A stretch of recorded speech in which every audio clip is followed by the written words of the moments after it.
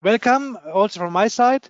My name is Klaus Maier. I'm the managing director of Maier+Vidorno. I've been here in India for the last 20 years, but actually have been doing business, trading and selling also with India before I moved to India from various locations in the world.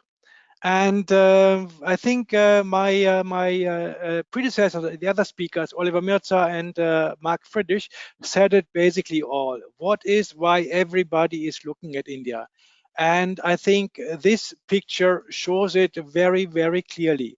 If you compare where the money will be spent tomorrow, clearly you cannot neglect India. Yeah, I mean, we are now in 2020, but if you look how that curve will develop to 2040, 2050, obviously it's an immense market, but not only in mass, yeah, and that also one has to say, also in spending power. And this is a chart which we prepared a number of years ago. The left-hand curve shows basically, or the left-hand circle shows basically how many people had has a disposable income of more than $20,000 in 2005, and how many people have a disposable income of more than $20,000 in 2025. You see, in 2025, you're talking almost about 150, 160 million people or households, whereas in 2005 it was it was hardly 20 million.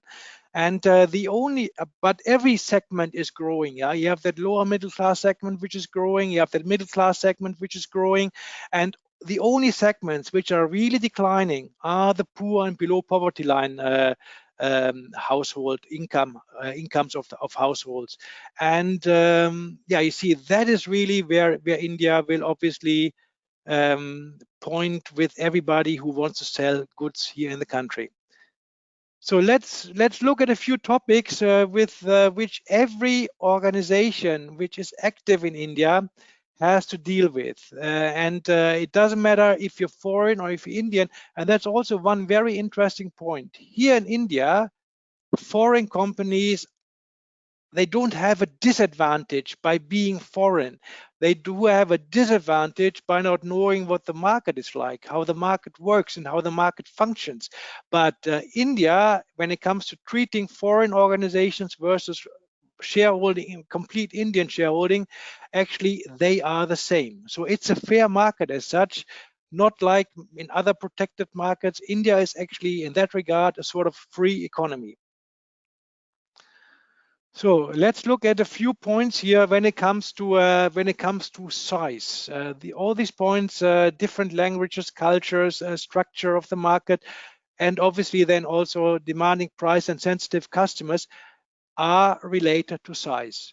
You see this map here of India on top of the European map, and if you really compare northern India with southern India, if you compare eastern India with western India, you compare in Europe, Norway with maybe Northern Africa, East Europe, Ukraine, maybe even up to Moscow, with markets in England and Ireland.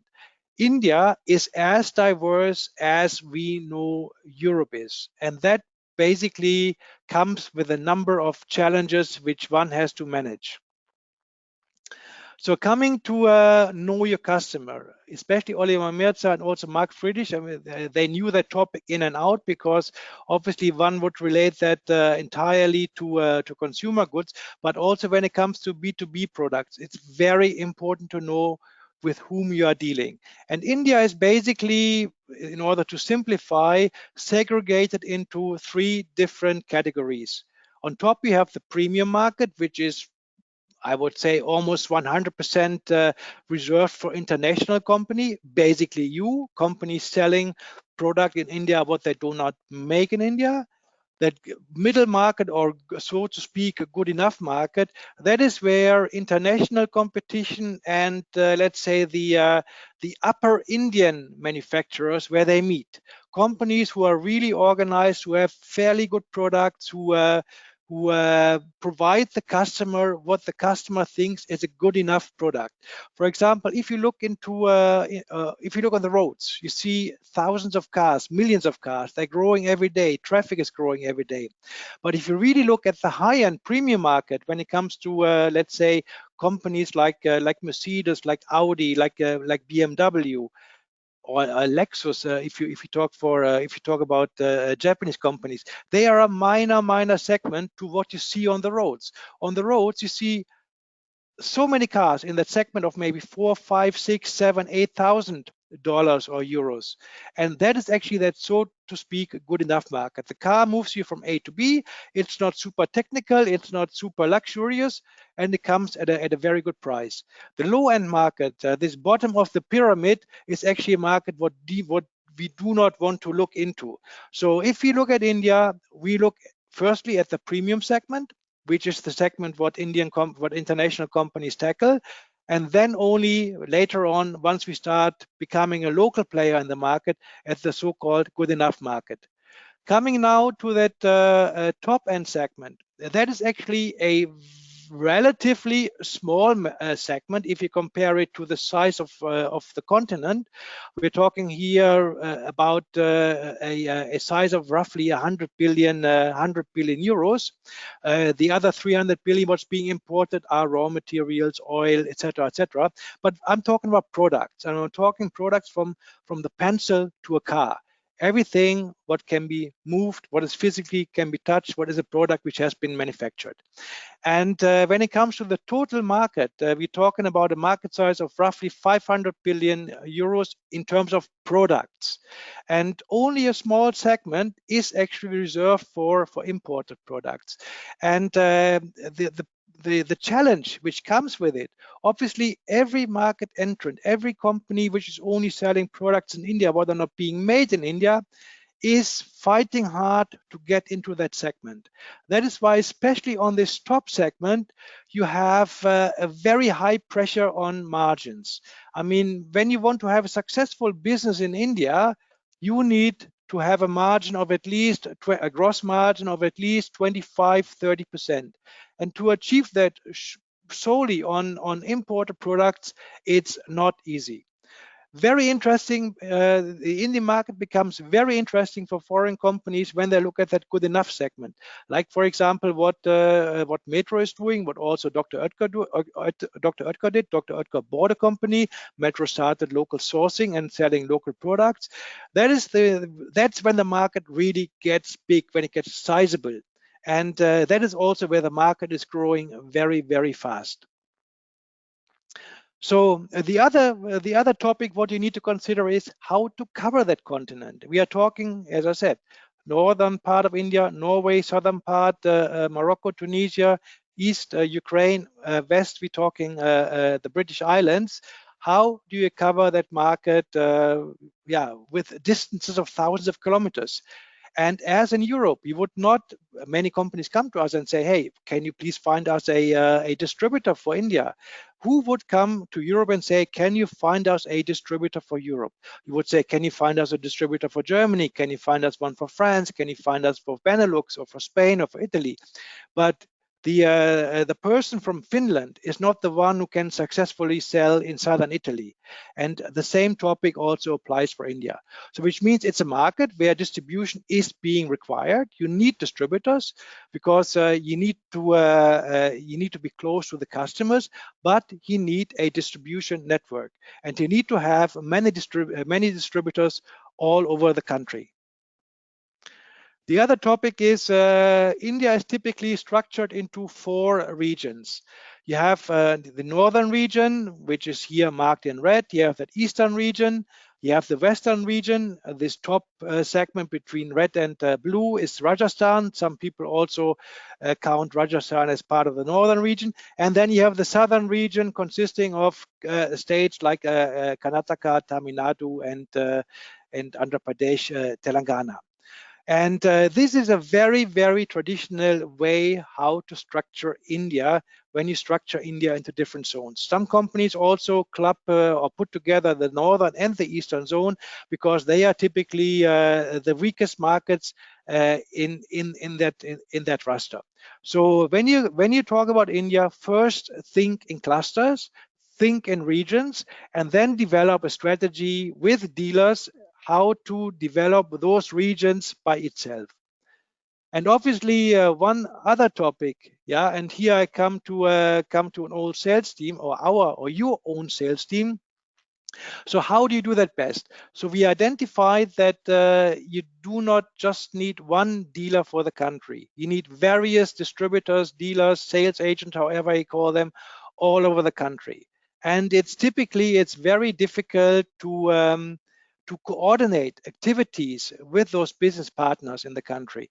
If you do that in Europe, you have maybe one person who's dealing with that network of distributors, and that person will be very, very soon frustrated. Plus, also it does not really know how to handle that dealership, that dealer network properly.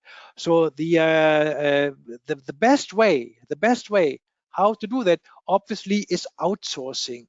Outsource that coordination work, that selling work, that business development work, where you identify customers, where you develop local distribution, where you train people on the ground on your products.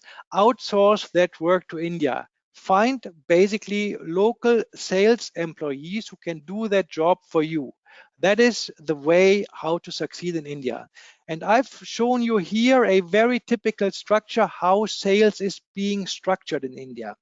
Like regions, you have the northern, western, eastern, southern regions. You have a very clear segment between the national sales manager, then the regional sales manager, which is basically a manager which covers one of those four regions. And then these four regions are being further distributed into areas.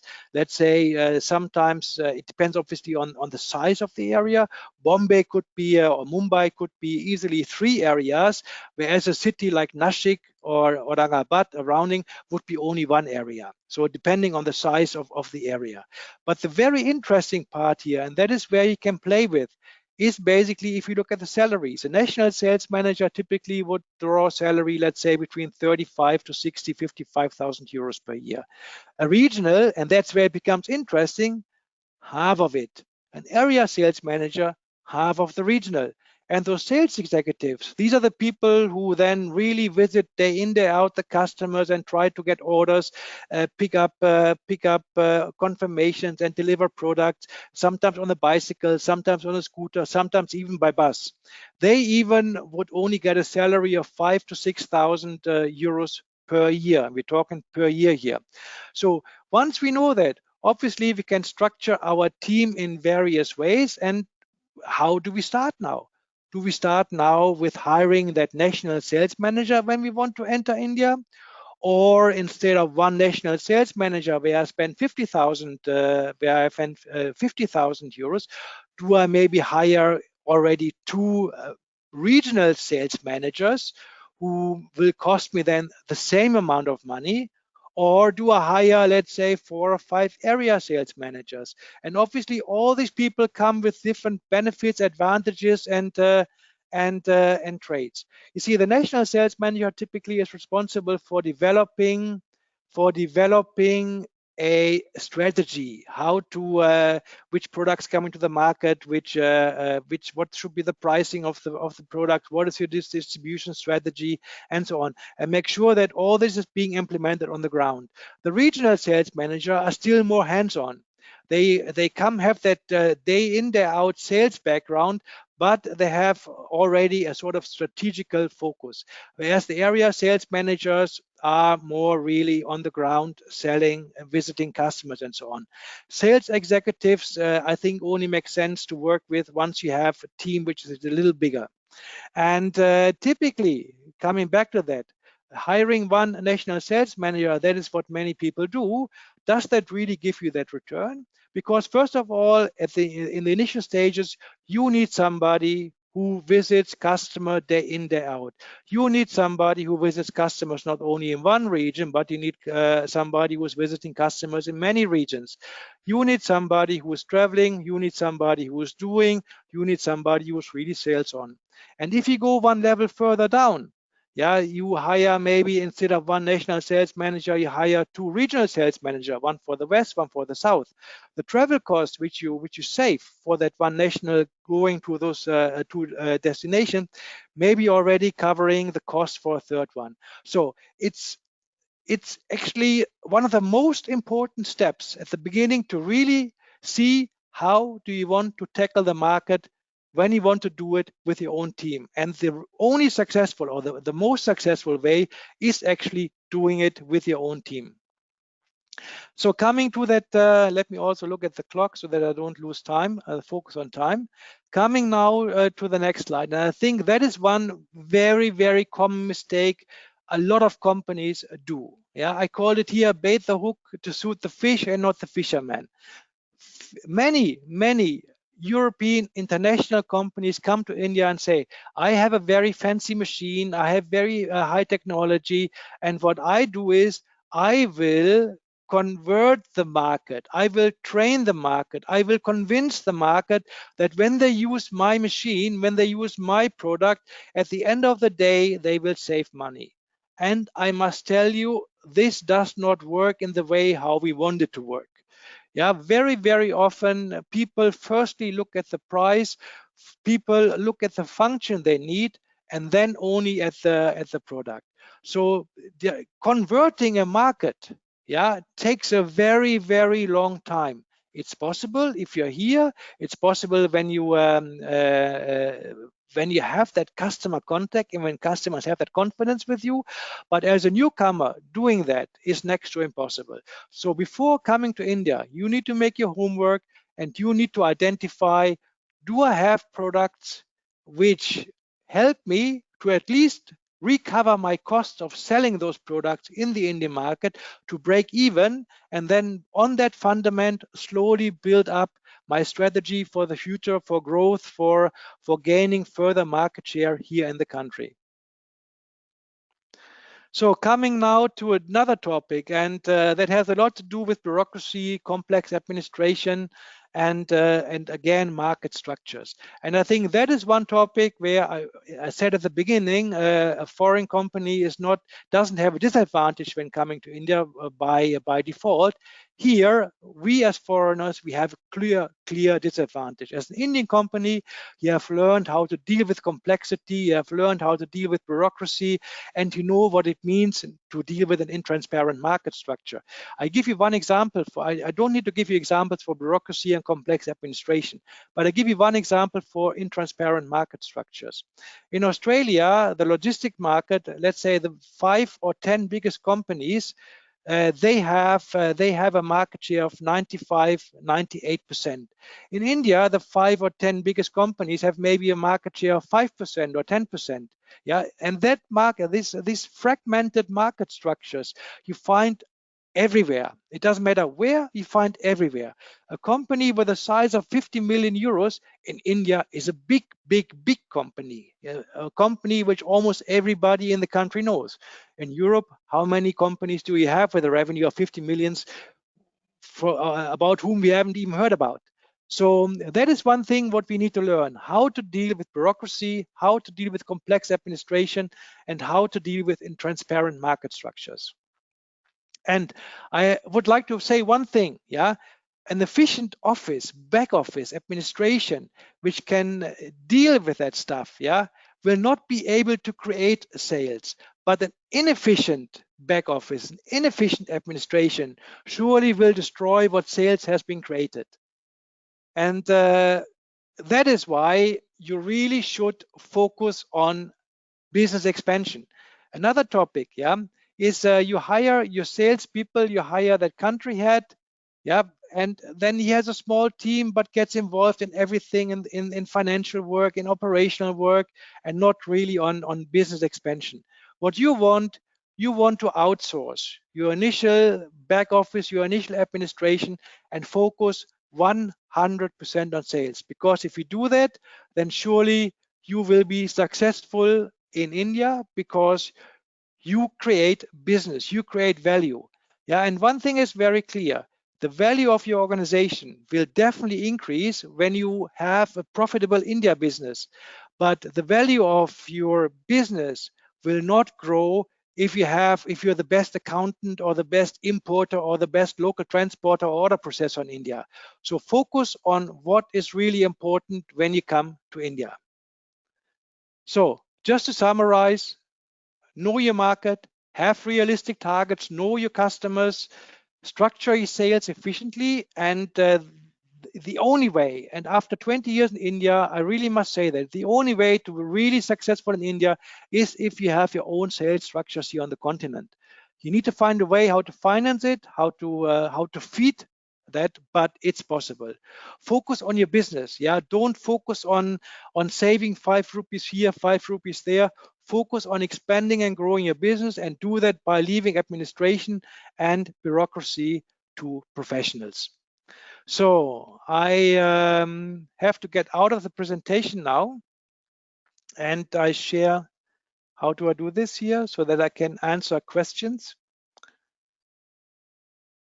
Here is, what do we have here? It seems to be that the informal sector dealt with COVID better. How has the market changed with COVID?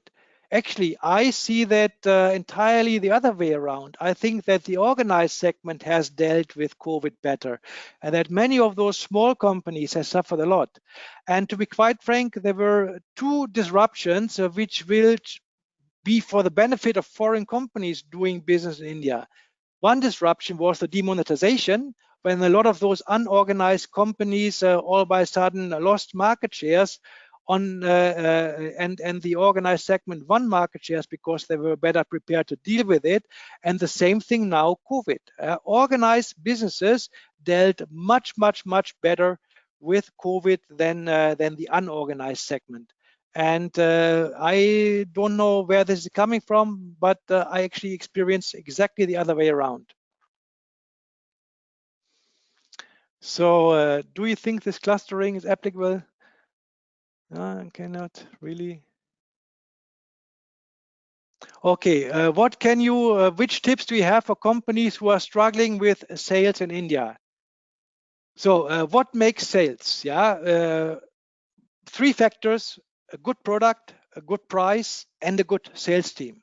Yeah, if you have a good product at a good price, that is very often when it comes to import, the product cannot be really I mean, you have to live with what you have in many ways.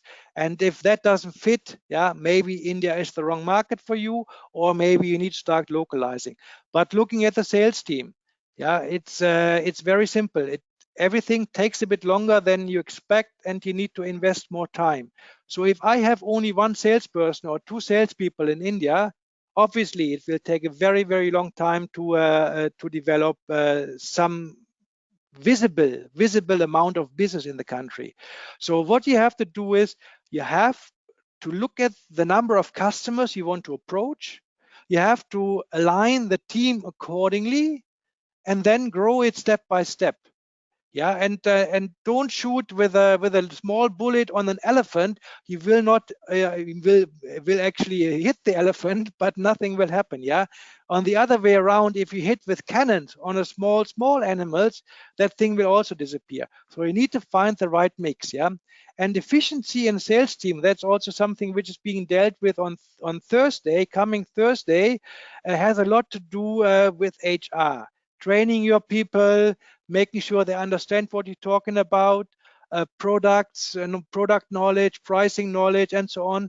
And another topic, what I've seen many times, is that companies, or the people which have been hired by companies, they just go the beaten path. Yeah, they going where they have been going for the last 10 years, and keep on visiting the same companies, and don't have the creativity to build up a new database in terms of new clientele, in terms of developing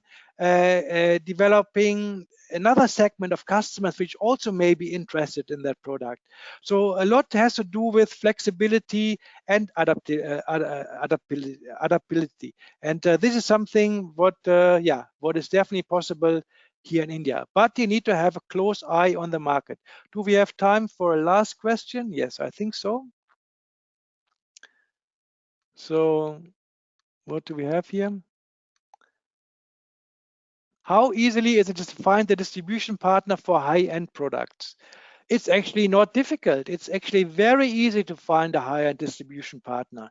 Yeah, you scan the market, you talk to basically customers who use those machines and say, from whom do you buy, and is that actually, can you recommend some good companies? And that's how you identify a pool of 3, 4, 5 companies who could be potential distribution partners. Yeah, but as said, is one partner really enough?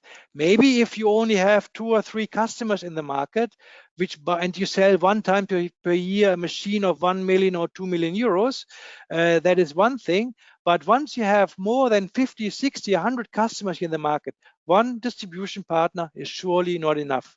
Yeah, and also if I'm a customer, yeah, and I have that high-end machine, do I really want to buy a high-end machine from a distributor, or do I want to convince by you? Because you, at the end of the day, you also guarantee that I get a good after-sales service in case I have a problem. You guarantee me that I can talk to somebody who doesn't do anything else but living and thinking your machine and your product. So again, yeah, finding good partners is no problem. Do we want to rely just on partners? Maybe not. I think a little more is required, and it's not so difficult to earn enough money to support that additional support which you would like to have here on the ground. So I think time has come to an end. And nevertheless, there were loads of questions. I mean, I really couldn't couldn't keep on following up here. So what we do is we will answer all those questions. It was only a short 20 minutes, yeah, by far too short to deal sufficiently with a topic like this. And we will come back to you and definitely revert to all your questions.